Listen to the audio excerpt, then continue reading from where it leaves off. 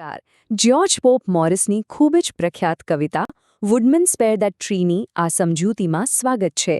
ખાસ કરીને વિદ્યાર્થીઓ માટે તૈયાર કરેલી આ લાઇન બાય લાઇન માર્ગદર્શિકા છે. આપણે માત્ર શબ્દો જ નહીં પણ તેની પાછળ છુપાયેલી ઊંડી લાગણીઓ અને ઇતિહાસને પણ એકદમ બારીકાઈથી સમજીશું. તો ચાલો શરૂ કરીએ.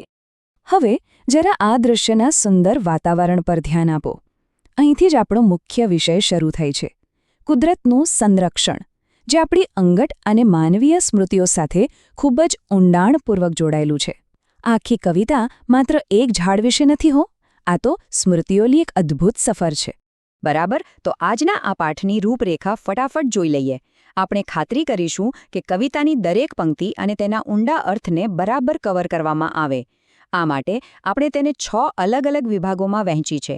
પ્રકૃતિ વિશેના 2 દૃષ્ટિકોણ, રોકાઈ જવાનો તાત્કાલિક આદેશ, પૂર્વજો અને મૂળ, બાળપણની યાદો, પારિવારિક સંબંધો અને છેલ્લે કવિતાનો અંતિમ મેસેજ. તો વિભાગ 1, પ્રકૃતિ પરના 2 દૃષ્ટિકોણ.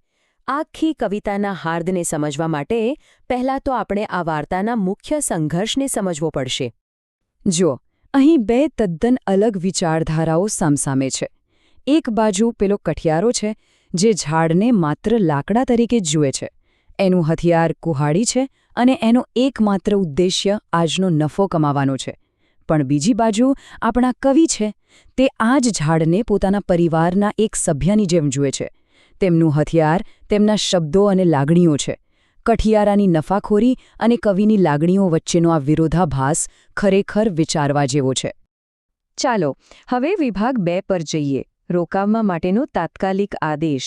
કવિતાની શરૂઆત જ એકદમ પાવરફુલ અને સીધી થાય છે.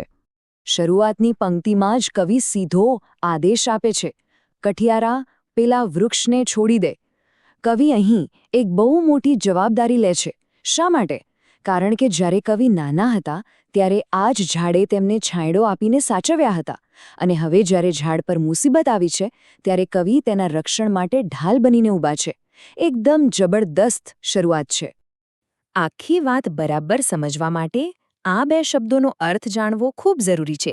અંગ્રેજી શબ્દ સ્પેર એટલે કોઈને નુકસાન ન પહોંચાડવું કે બચાવી લેવું, અને શેલ્ટરનો અર્થ થાય છે આશરો કે રક્ષણ આપવું.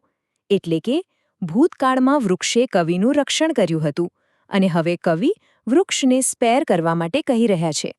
આગળ વધીએ વિભાગ 3 તરફ. પૂર્વજો, ભવ્યતા અને મૂળિયા. અહીં કવિતા ઝાડને માત્ર એક છોડમાંથી એક જીવંત ઐતિહાસિક સ્મારક બનાવી દે છે. કવિ સ્પષ્ટ કહે છે કે ભાઈ, આ કોઈ સામાન્ય લાકડું નથી. આ તો તેમના પૂર્વજોએ પોતાની ઝૂંપડી પાસે જાતે વાવેલું એક ઐતિહાસિક પ્રતીક છે. તે મારા પૂર્વજોના હાથ હતા જેમણે તેને રોપ્યું હતું. આ પંક્તિઓ વાંચીને જ ખ્યાલ આવી જાય છે કે આ ઝાડને કાપવું એ પોતાના જ ઇતિહાસ અને વારસાને કાપી નાખવા સમાન છે. અને ત્યાર પછીની પંક્તિઓમાં તો કવિ આ પરિચિત વૃક્ષની શાન અને કીર્તિના દિલ ખોલીને વખાણ કરે છે, જેની ખ્યાતિ જમીન અને સમુદ્રની પાર સુધી ફેલાયેલી છે. આ પ્રકૃતિની ભવ્યતા દર્શાવે છે. અને આટલી શાનદાર ભવ્યતાનું વર્ણન કર્યા પછી કવિ પેલા કઠિયારાને સીધો સવાલ કરે છે કે શું તું ખરેખર આવા મહાન પ્રતીકને કાપી નાખવા માંગે છે? અહીં વિદ્યાર્થીઓ માટે આ 2 શબ્દો સમજવા બહુ કામના છે. વિનાશ દર્શાવતા આ શબ્દો છે હ્યુ એટલે કાપી નાખવું અને એક્સ એટલે પેલી કુહાડી. હવે અહીં એક બહુ જ કમાલનો શબ્દ પ્રયોગ છે, અર્થ બાઉન્ડ ટાઈઝ, એટલે કે પૃથ્વી સાથે જોડાયેલા મૂળિયા. આનો અર્થ માત્ર જમીનમાં રહેલા મૂળિયા એવો નથી થતો. ના, આનો સાચો અર્થ છે ઊંડા, અતૂટ ભાવનાત્મક સંબંધો. આ એવા મૂળિયા છે જે કવિની અંગત યાદો સાથે જોડાયેલા છે. અને આ એક એવું વૃદ્ધ ઓક વૃક્ષ છે જે હવે છેક આકાશને આંબી ગયું છે. અહીં એક બીજો શબ્દ આવે છે ફોબેર, જેનો અર્થ થાય છે પોતાની જાત પર કાબૂ રાખવો. કવિ અહીં કઠિયારાને આજીજી કરે છે કે ભાઈ, તારા પ્રહાર રોક અને થોડો કાબૂ રાખ. આ વિનંતી પેલા પૃથ્વી સાથે જોડાયેલા મૂળિયાના ઊંડા અર્થને વધુ મજબૂત બનાવે છે. વિભાગ 4, સ્મૃતિઓ અને બાળપણની યાદો. અહીં પહોંચતા કવિતાની લય અચાનક બદલાય છે. એકદમ સીધા સંવાદમાંથી કવિતા હવે બાળપણની એકદમ મીઠી અને શાંત યાદો તરફ વળે છે. ત્રીજી કડી વાંચીએ તો જાણે યાદો નજર સમક્ષ જીવંત થઈ જાય છે. કવિ યાદ કરે છે કે કેવી રીતે એક નવરો છોકરો આ વૃક્ષ નીચે છાંયણો શોધતો અને તેની બહેનો આ જ વૃક્ષની નીચે અનહદ આનંદમાં રમતી હતી. અહીં આ ઝાડ માત્ર એક ઝાડ નથી રહેતું, તે એ નિર્દોષ ખુશીઓનું જીવંત સાક્ષી બની જાય છે. આ લાગણીઓને સમજવા ગશિંગ શબ્દ બહુ પરફેક્ટ છે. તેનો અર્થ થાય છે ઉભરાતો આનંદ. બસ ખુશ હોવું એટલું જ નહીં, પણ આનંદથી એકદમ છલકાઈ જવું. આ શબ્દ બાળપણની એ શુદ્ધ ખુશીને એકદમ આબાદ પકડી લે છે. અને હવે આપણે પહોંચીએ છીએ વિભાગ 5 પર, ભાવનાત્મક પારિવારિક સંબંધો. આ કદાચ આખી કવિતાનો સૌથી સંવેદનશીલ અને શક્તિશાળી હિસ્સો છે. મારી માતાએ મને અહીં વહાલ કર્યું હતું. મારા પિતાએ મારો હાથ દબાવ્યો હતો. માતાનું એ ચુંબન અને પિતાનો એ સ્પર્શ. આ પંક્તિઓ કવિતાને તેની ભાવનાત્મક ચરમસીમા પર લઈ જાય છે. આ બધી યાદો ભેગી થઈને છેલ્લે કવિની આંખમાં આંસુ લાવી દે છે. કવિ એકદમ લાચાર બનીને વિનંતી કરે છે કે મારા આ મૂર્ખામી ભર્યા આંસુને માફ કરજે, પણ મહેરબાની કરીને આ જૂના ઓક વૃક્ષને ઊભું રહેવા દે.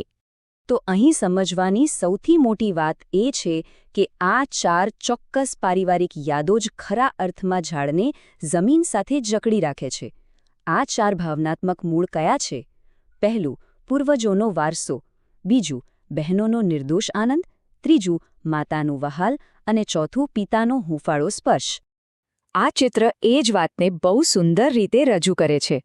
આ 4 ભાવનાત્મક મૂળિયા જ કારણ છે કે કવિ માટે આ વૃક્ષને કપાતું જોવું એ અશક્ય છે.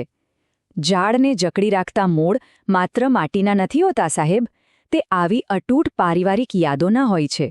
અંતે વિભાગ 6, કવિતાનો અંતિમ સંદેશ.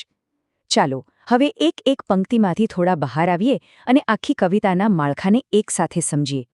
આખી કવિતા એક સુંદર પ્રવાસની જેમ 4 પગલામાં આગળ વધે છે. પહેલા એક તાત્કાલિક આદેશ અપાય છે, પછી તે ઇતિહાસ અને વારસાની વાત કરે છે, ત્યાંથી ઝાડની ભવ્યતાના વખાણ થાય છે, અને છેલ્લે એ સીધી જ હૃદયને સ્પર્શતી ભાવનાત્મક વિનંતી અને આંસુઓ સુધી પહોંચે છે. છે ને અદ્ભુત? આ કવિતા આપણને એક બહુ મોટો પાઠ ભણાવે છે.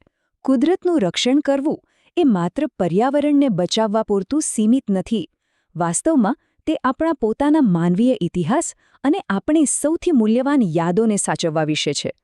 કવિ માટે તો આ ઝાડ જ તેમનો પરિવાર છે. તો આ કવિતાની સફર પૂરી કરતા પહેલા એક બહુ જ રસપ્રદ પ્રશ્ન વિચારવા જેવો છે. આપણા પોતાના જીવનમાં એવી કઈ ભૌતિક વસ્તુઓ છે જેની સાથે આવા અતૂટ ભાવનાત્મક મૂળિયા જોડાયેલા છે? એવી વસ્તુઓ કે જેને આપણે કોઈ પણ ભોગે સાચવવા માંગીએ છીએ. શું આપણા ઘરમાં કે આસપાસ પણ એવું કોઈ ઓક વૃક્ષ છે? આ વિચારવા જેવા પ્રશ્ન સાથે આપણે આજની આ સમજૂતી અહીં પૂરી કરીએ છીએ. વાંચતા રહો, શીખતા રહો અને હા, વિચારતા રહો.